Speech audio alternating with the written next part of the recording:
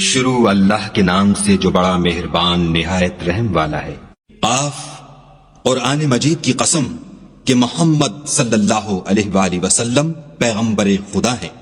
لیکن ان لوگوں نے تعجب کیا کہ انہی میں سے ایک ہدایت کرنے والا ان کے پاس آیا تو کافر کہنے لگے کہ یہ بات تو بڑی عجیب ہے، بھلا جب ہم مر گئے اور مٹی ہو گئے تو پھر زندہ ہوں گے؟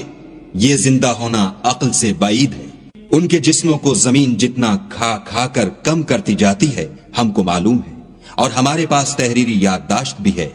بلکہ عجیب بات یہ ہے کہ جب ان کے پاس دین حق آ پہنچا تو انہوں نے اس کو جھوٹ سمجھا، سو یہ ایک الجھی ہوئی بات میں پڑ رہے ہیں۔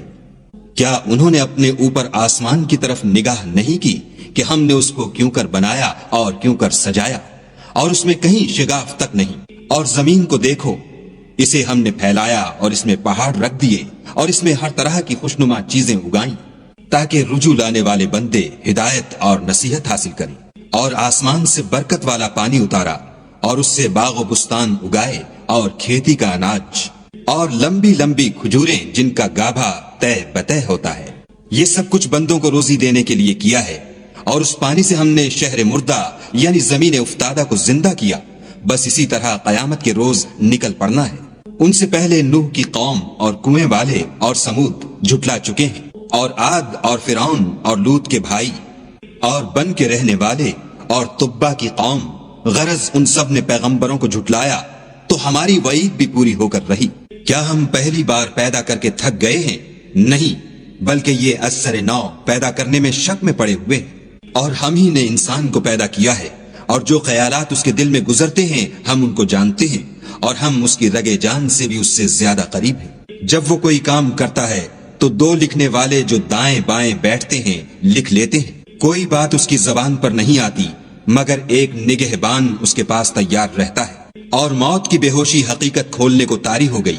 اے انسان، یہی وہ حالت ہے جس سے تو بھاگتا تھا، اور سور پھونکا جائے گا، یہی عذاب کی وعید کا دن ہے۔ اور ہر شخص ہمارے سامنے آئے گا، ایک فرشتہ اس کے ساتھ چلانے والا ہوگا اور ایک اس کے عملوں کی گواہی دینے والا۔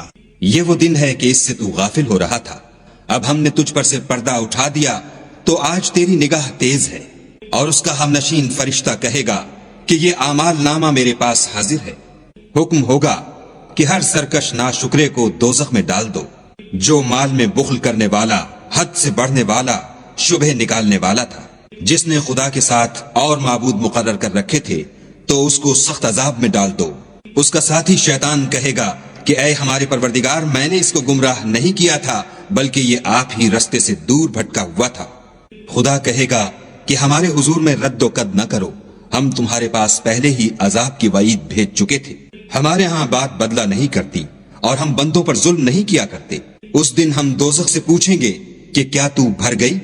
وہ کہے گی کہ کچھ اور بھی ہے، اور بہشت پرہیزگاروں کے قریب کر دی جائے گی کہ مطلق دور نہ ہوگی۔ یہی وہ چیز ہے جس کا تم سے وعدہ کیا جاتا تھا، یعنی ہر رجوع لانے والے حفاظت کرنے والے سے، جو خدا سے بن دیکھے ڈرتا رہا اور رجوع لانے والا دل لے کر آیا۔ اس میں سلامتی کے ساتھ داخل ہو جاؤ، یہ ہمیشہ رہنے کا دن ہے۔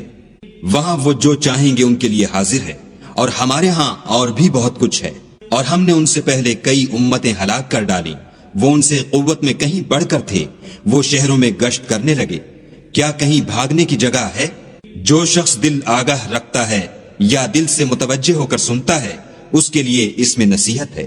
اور ہم نے آسمانوں اور زمین کو اور جو مخلوقات ان میں ہے سب کو 6 دن میں بنا دیا، اور ہم کو ذرا بھی تکان نہیں ہوا۔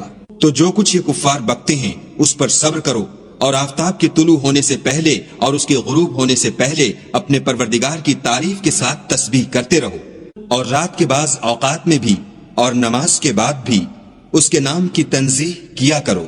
اور سنو، جس دن پکارنے والا نزدیک کی جگہ سے پکارے گا، جس دن لوگ چیخ یقیناً سن لیں گے، وہی نکل پڑنے کا دن ہے۔